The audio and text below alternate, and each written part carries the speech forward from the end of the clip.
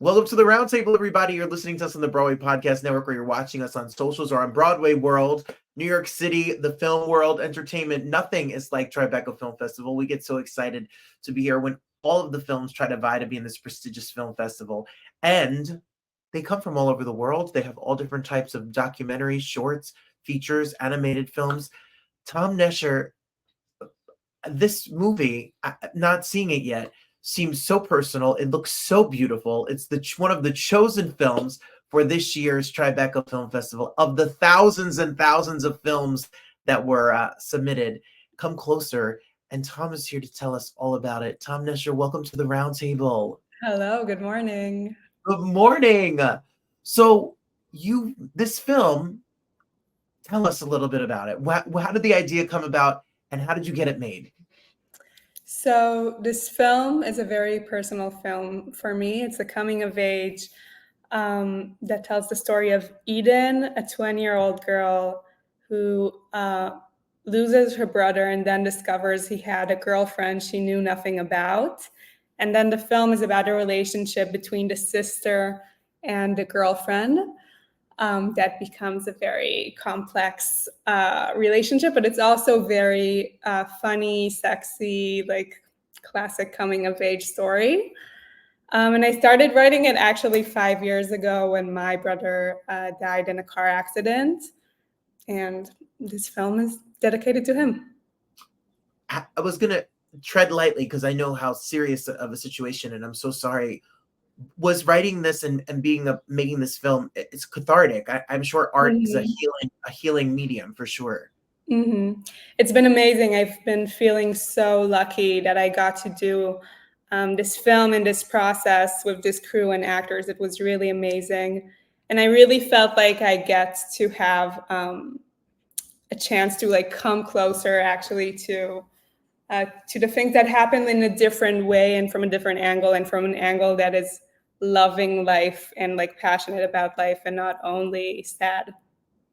So beautiful. So for all of the aspiring filmmakers out here that are watching, or people who aspire to have a film at Tribeca Film Festival and walk the red carpet, what was the process like for you? You wrote a script, and how do you get the pieces to it actually being made? People get so scared. It's money, finances, crew, cast. So what was your journey? So it's a long journey for sure for everyone. It's just a long process. I think that a lot of people don't realize how long it is and how much it requires like an actual village to raise this child. It's like a lot of people involved, and you need to really trust them and give them your heart. And it was just amazing. I wrote it. I started looking for a way to finance it. It's just a long journey, but it's worth it in the end.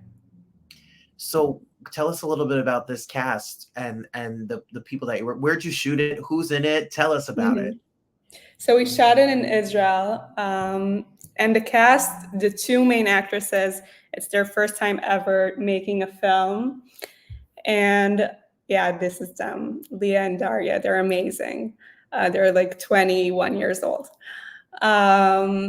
And we did a really long rehearsal process, and I really recommend doing that if that's possible for young filmmakers, because we really had a chance to improvise every scene. They had a lot of their own text getting into the dialogue of the film, and it was really amazing. Wow. So you did a lot of time on film. We think that you don't get a lot of time to really, a lot of it's by yourself, no rehearsal. And you just, so what was it like to be able, are you a director and a writer that lets actors bring some of their own ideas to the table? Not everybody likes that, Tom. Yeah, no, I love that for sure. And also when I was casting, I was really searching for the right people and not the right actresses.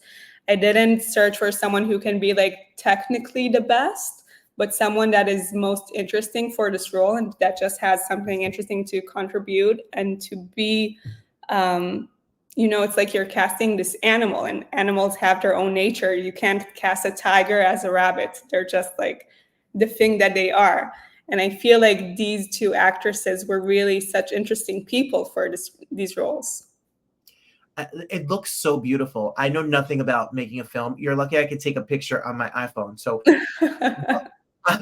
How do you know the key art, the art that's with it, the lighting and the look? It almost looks like I don't know, the blue. It's like Avatar, but it's not. But it's all done. Mhm. So how did you learn the art of filmmaking, and how important is your team around you that helps direct your photography or AD or whatever you have going on, Mhm. photography, to make this possible? So for me, the best school for making films was watching films, and I was very much inspired by the films that I love. But also, my father is a film director, so I watched a lot of films from a very young age. I was on set from a very young age. I was like given responsibilities on set. And then you just also need to find amazing people to work with. In this film, I brought a lot of people that it was their first time too. First time making costumes, first time making set design. And they were just like my friends from Tel Aviv that are super talented, and I believed in them. And if you trust them enough, they bring a lot of beautiful things. Yes. Was it hard growing up with a father that's a director? What was it like when you told him I Mhm. wanted? Well, my dad is amazing. He's just an amazing father, very involved in my life always, and just we're very close. So it was always a conversation we had, and it was obvious that I'm very passionate about films. And I did try to like keep him away from like the script and then the shooting of the film because I wanted it to be my own thing. And I think it's really important, especially when you're in these ages, when you're like younger, that you need to be separate from your parents and to have your own voice. But he was an amazing, supportive father, like drove people around when needed. Has he seen the film yet? He did. And the first two people I've shown the film are my parents. It was really important because it's such a personal film. It was important to me to like get their blessing. And they definitely supported. They loved the film. So have you seen it yet with an audience full of people? Has it screened? No, Oh my I goodness. haven't. Yes, I'm so excited for in 2 days. In 2 days, we have our world premiere in Tribeca, and it will be so fun to watch it with an audience. Yes. Well, I don't think people realize the film festival circuit is a lot of work. Once your film is made and put up and financed and done, to get it in a festival is not easy. Hmm. It requires a lot of work. So, Hmm. what was it like when you heard that the film was selected? It was amazing. I was so happy. I didn't believe at first. I was like, but are you sure? I don't want to get my hopes up and to be too happy before it actually happens. But I'm so happy to be here in New York and to screen it here. It's going to be a moment. It is a really beautiful. I mean, it is a very special festival with a lot of Yeah. amazing films. I And grew up in New York until I was 5. So okay, it's like coming home in a certain meaning. a native New Yorker, it would be remiss for me to not say the world is crazy and there's lots of things going on in the world. Um, Hmm. and not to be political, but we art really helps get a way into these situations. It shows us humanity. It shows us Hmm. history. Why is an artist important? Why should we be artists, and especially in these times of tough times for many places, people. Hmm. I think that in these times when we're on social media, on one hand, we have like more of a way to see people and to hear out their stories. But then we also have like the comment section, and people feel sometimes like wars are a soccer game that they need to choose one side over the other. And they forget that there are humans on both sides and that life is sacred no matter what side you come from. And I feel like making art and telling personal stories is a way of reminding people that life is important, humans are important, feelings, loss, it's universal. And that's what your film sounds like it's about: It is. loss, life, and love. Yeah, and passion for life and love as a coping mechanism of grief. Oh, oh, that's so deep. That's so deep. Yes, it's so interesting. Are they in some way? not trying to spoiler alert the film, but it's like a trauma bond almost. It sounds like Mhm. she's went through a trauma and finds solace. Definitely, and I feel like they also just try to like replace the love they had for this boy through the love they had for each other, like to keep him alive by being close to one another. And that's something that I really felt like I was dealing with also when I made this film, and that the film is actually like my own lifeline, um, coping with the grief that I was experiencing. And eventually, not to spoiler alert, as you said, but like if you love someone, set them free. But if they love you, you'll find them by your side. So I feel like that's the ending of the film, that eventually you don't really have to move on because love will still be by your side. That's right, and that's what's beautiful. I am very curious to see the film, but the part that makes me curious is the young actresses who are in it look beautiful. The film looks beautiful, but it made me think that everybody has secrets, and no matter how Hmm. close you are to somebody, Hmm. you don't know what secrets and kind of life they have behind closed doors. Um, how fun was it to kind of craft that in this script, that there's a It was secret the best. like It was the best because there's a lot of like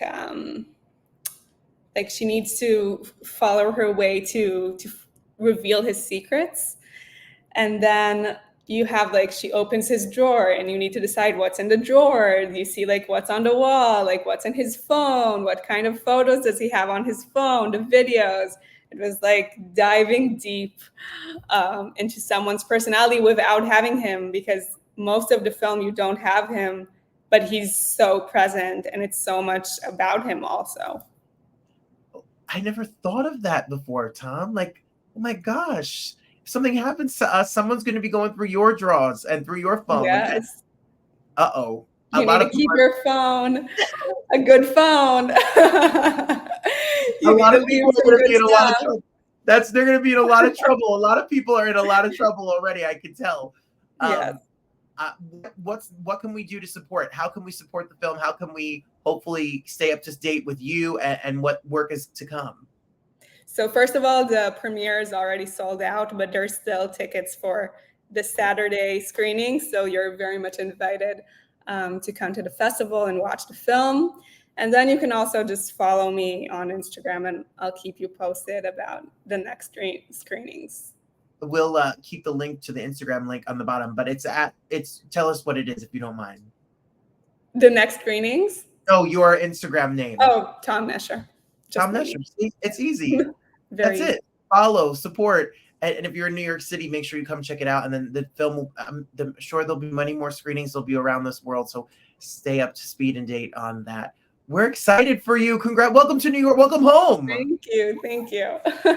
hope you have the best time. Enjoy taking every moment. It's going to be a magical night for sure. Congratulations. Thank you so much. Well, there you have it, everybody. I love new directors. I know I love new writers. I love new films. I love the Tribeca Film Festival. Thank you to everyone at Tribeca Film Festival for allowing us in the roundtable to be a part of your coverage every single year. It's so exciting. See, we don't just do Broadway. We have interviews with gospel legends and TV stars and social media influencers and even classy film writers and directors from Israel and overseas. You know, art is for everybody. It is literally life lifeline for so many people, and I'm so grateful that these great creatives spent a little time with us right here. If you want more information about me, you can follow me at Robert M. Bannon, or you can go to robertbannon.com and stay up to date on any live events that I have, or the roundtable on the Broadway Podcast Network every day, or on Fridays on Broadway World, or every week on YouTube on Thursdays with the live show. I hope you can join us for one of them. As always, I hope you can go support art today. If it's the big action movie that's out this weekend at the local movie theater, or if it's a community theater or a Broadway show or a cabaret or a poetry night, there's artists out there making art, sharing their heart, and we got to support them. Thank you so much for being here. The best is yet to come. I look forward to seeing you again next time right here on the Roundtable. Bye, everybody.